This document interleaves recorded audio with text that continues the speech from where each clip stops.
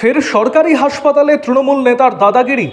HDU ইউনিটে দলবল নিয়ে ঢুকে কর্তব্যরত নার্সকে হুমকি এবং দুর্ব্যবহার, লিঙ্গ বৈষম্যমূলক মন্তব্য, এমনকি একজন নার্সকে বিজেপি সমর্থক বলে দেখে নেবার হুমকি। ঘটনাস্থল চাঁচল সুপার স্পেশালিটি হাসপাতাল। কাঠগড়ায় জেলা তৃণমূলের সাধারণ সম্পাদক সামিউল ইসলাম বুধবার হাসপাতালের এসডিইউ ইউনিটের চিকিৎসারত মতিহারপুর এলাকার বাসিন্দা আরিফা বেওয়ার মৃত্যু হয় সকাল 8:15 নাগাদ। মৃতা এই বৃদ্ধা চাঁচল 1 নম্বর ব্লক যুব তৃণমূলের সভাপতি আফাজউদ্দিন আহমেদের মা। নিয়ম অনুযায়ী হাসপাতাল থেকে মৃতদেহ ছাড়া হয় মৃত্যুর 4 ঘন্টা পর, কিন্তু তারা দাবি করে আগেই ছাড়তে হবে। তারপর আনুমানিক 10:15 নাগাদ জেলা তৃণমূলের সাধারণ সম্পাদক সামিউল ইসলাম, তার স্ত্রী, জেলা পরিষদের সদস্য সাইরা বানু, চাঁচল গ্রাম পঞ্চায়েতের সদস্য অমিতেশ পাণ্ডে সহ আরও বেশ কয়েকজন এইচডিইউ ইউনিটে ঢুকে পড়েন। সেখানে কর্তব্যরত নার্স রিক্তা সরকার তাদের ঢোকার কারণ জিজ্ঞেস করলে হঠাৎই সামিউল ইসলাম চিৎকার শুরু করেন। অভিযোগ, ওই নার্সকে হুমকি দেন তিনি। ছেলে হলে মাথা কেটে হাতে ধরিয়ে দিতেন। তার শিক্ষাগত যোগ্যতা এবং পেশা নিয়ে কটূক্তি করেন, এমনকি তাকে বিজেপি বলে দাগিয়ে দেন। আতঙ্কে কেঁদে ফেলেন নার্স। উপস্থিত পুলিশ এবং নিরাপত্তা রক্ষীরা কেউই তৃণমূলের ওই নেতাকে ক্ষান্ত করতে পারেননি। তারপরেই এদিন নার্সরা সমবেতভাবে এই ঘটনায় জড়িতদের শাস্তির দাবিতে এবং তাদের নিরাপত্তার দাবিতে হাসপাতাল সুপারের দ্বারস্থ হন, লিখিত অভিযোগ করেন। অন্যদিকে অভিযুক্ত তৃণমূল নেতার সাফাই, সময়ের আগে মৃতদেহ ছাড়া হচ্ছিল বলে তার স্ত্রী জনপ্রতিনিধি হিসাবে প্রশ্ন করেছিলেন। ওই নার্স দুর্ব্যবহার করায় তিনি প্রতিবাদ করেন। নার্সদের নিয়ে পুলিশ প্রশাসন সাথে নিয়ে বৈঠকে বসেছেন হাসপাতাল কর্তৃপক্ষ। কিন্তু প্রশ্ন হচ্ছে, কেন তৃণমূল নেতারা যখন তখন হাসপাতালে ঢুকে পড়বেন? কেনই বা তাদের মন পছন্দ না হলেই হুমকি দেবেন নার্সদের? এর আগেও এক মন্ত্রী ঘনিষ্ঠ নার্সকে এই হাসপাতালেই বর্ণবিদ্বেষমূলক মন্তব্য করেছিলেন। আরও আপডেট থাকতে আমাদের ভিডিও শেয়ার ও ফেসবুক পেজটিকে লাইক করে ফলো করে দিন। গতকাল আমার মর্নিং শিফট ডিউটি ছিল। একটি পেশেন্ট, তার নাম হচ্ছে আরিফা বেওয়া। তো পেশেন্টটি 8:15 সকাল 8:15 এক্সপায়ার করে। তো অ্যাকর্ডিং টু আওয়ার মেডিকেল ল, মানে কোনো পেশেন্ট এক্সপায়ার করার পর আমরা 4 ঘন্টা পর জেনারেলি ছেড়ে থাকি। তখন একজন লোক ট্রলি নিয়ে এসডিউর ভেতরে একদম ঢুকে যাচ্ছে। আমাদের এনআইএস যিনি স্টাফ ছিলেন তিনি বারবার বলছেন, কে আপনি ঢুকে যাচ্ছেন কেন, কি হচ্ছে? উনি কোনো রেসপন্স করছে না। আমি এসে যখন ওনাকে জিজ্ঞাসা করলাম যে কে আপনি, কেন ঢুকছেন এভাবে এসডিউর মধ্যে, উনি কিন্তু বলছেন না যে উনি রিলেটিভ বা কিছু। আমি আপনার সাথে কোনো রকম কথা বলবো না, ওনার কথা। আমি আপনার মতো মূর্খ মাধ্যমিক পাস গ্রুপ ডি স্টাফের সাথে কোনো কথা বলতে চাই না। আমি তো মানে মানুষের সাথে কথা হতে হতে ওই ভায়োলেন্সে গেলে সেটা অন্য, কিন্তু ভায়োলেন্স দিয়েই কথাবার্তা শুরু হয়েছিল। উনি তারপর বলছেন যে আপনি মেয়ে বলে আজকে বেঁচে গেলেন, আপনি যদি ছেলে হতেন তাহলে আপনার মুন্ডু কেটে এক্ষুনি হাতে ধরিয়ে দিতাম।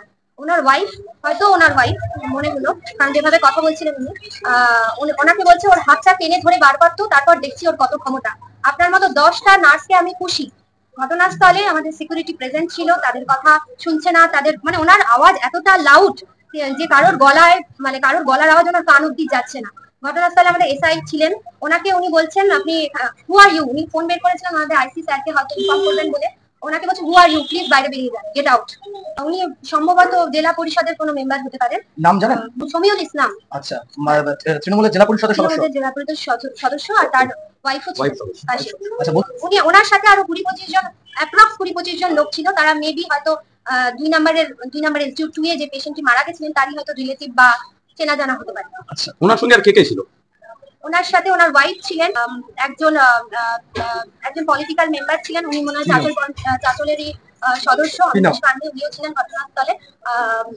উনি আমার পাড়ারই দাদা, যাই হোক উনিও ছিলেন। উনি কি সেই সময় কিছু প্রতিবাদ করেছেন না উনিও কিছু বলেননি এই ঘটনাটা? উনি আমাকে থামতে বলছিলেন। আমি যখন বললাম যে এইভাবে আমার সাথে আপনি কথা বলবেন না, কেন বলবেন, তখন উনি আমাকে থামতে বলছিলেন। আর যে ভদ্রলোক চিৎকার করছিলেন তার গলার আওয়াজ ভীষণ জোরে। আমিও যখন ওনাকে বলছি, উনি নিজে শুনতে পাচ্ছেন কিনা আমি জানি না, মানে এমনই তার গলার আওয়াজ। এই মুহূর্তে কতটা নিরাপত্তাহীনতায় ভুগছেন আপনারা? প্রচন্ড, কারণ উনি আমার জাস্ট সামনে দাঁড়িয়ে ছিলেন, আমি রীতিমতো কাঁপছিলাম। লাস্টে আমি মানে না পেরে, যে কোনো কিছু ঝামেলা ছাড়া এতটা উনি রিয়াক্ট করছেন না পেরে আমি কেঁদে ফেলেছিলাম ওই সময়। আমাদের এনআই স্টাফ যারা ছিল তারাও প্রতিবাদ করেছিল, তারা পর্যন্ত কাঁদতে শুরু করেছিল। ঘটনাটা এরকম। আমরা এখানে 100% নিরাপত্তা বোধ করছি না, ঠিক আছে? কারণ 24 আওয়ার্স আমরা স্টাফরাই ফ্রন্টে থাকি। এখানে সবসময় আমরা আদার্স কাউকে সঠিকভাবে পাই না। তাই এই মুহূর্তে আমরা একটাই মানে কথা বলবো, যাতে আমাদের হসপিটালের পরিবেশটা সুস্থ থাকে, আমরা যাতে পরিষেবা ভালোভাবে দিতে পারি, সেটা সবার দেখা উচিত। এমন নিরাপত্তা থাকলে দিন বেড়েই যাচ্ছে, ঠিক আছে? পলিটিক্যালি ব্যাপারে একটা হসপিটালের ভিতরে পলিটিক্যাল ব্যাপার তো কিছু নেই। আমরা তো জিজ্ঞেস করি না যে ইঞ্জেকশন দেওয়ার সময় আমরা তো বলি না যে তুমি কোন দল থেকে জানি না কিসের বিনিময়ে কোনো মৃতদেহকে 4 ঘন্টার আগে ছেড়ে দেওয়া হয়, কোনো মৃতদেহকে 4 ঘন্টার পরে ছাড়া হয়। এটা চাঁচল হাসপাতালে বর্তমান চলছে। তাই সায়রা বানু জেলা পরিষদের সদস্য হিসাবে একজন মৃত ব্যক্তি 8:45-এ মারা যায় গতকালকে, তাকে 10:30টায় রিলিজ করে দেওয়া হয়, ডিসচার্জ করে দেওয়া হয়। তো আমাদের সরকার অর্থাৎ পশ্চিমবঙ্গ সরকার একটা গাইডলাইন্স বেঁধে দিয়েছে যে যার যখন পোস্টমর্টমের প্রয়োজন আছে তাকে অবশ্যই মানুষ মরলে পোস্টমর্টম করতে হবে, নচেত কোনো মৃত ব্যক্তিকে 4 ঘন্টার নিচে ছাড়া যাবে না। আমি মনে করি যারা ছেড়েছে এটা অন্যায় করেছে।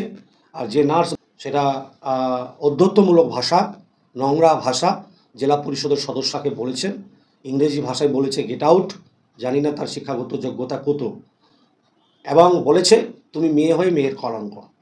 তারা ওখানে অনেকেই লোকজন ছিল, শুনেছে, যদি প্রমাণ সাক্ষী স্বরূপ নেয় তাহলে আমি প্রমাণ করিয়ে দিতে পারবো।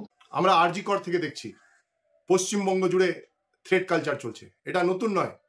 এর আগেও একাধিকবার চাঁচলে কর্মরত নার্সকে হুমকি দেওয়া হয়েছে। তৃণমূল নেতারা তারা কি এই হসপিটালকে নিজের বাবার মনে করে নিয়েছেন?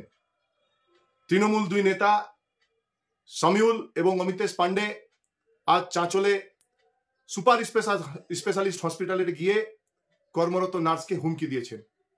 ইয়ার কি চলছে? আমি ইমিডিয়েট পুলিশ প্রশাসনকে বলবো এই 2 নেতাকে গ্রেপ্তার করা উচিত এবং দৃষ্টান্তমূলক শাস্তি দেওয়া উচিত।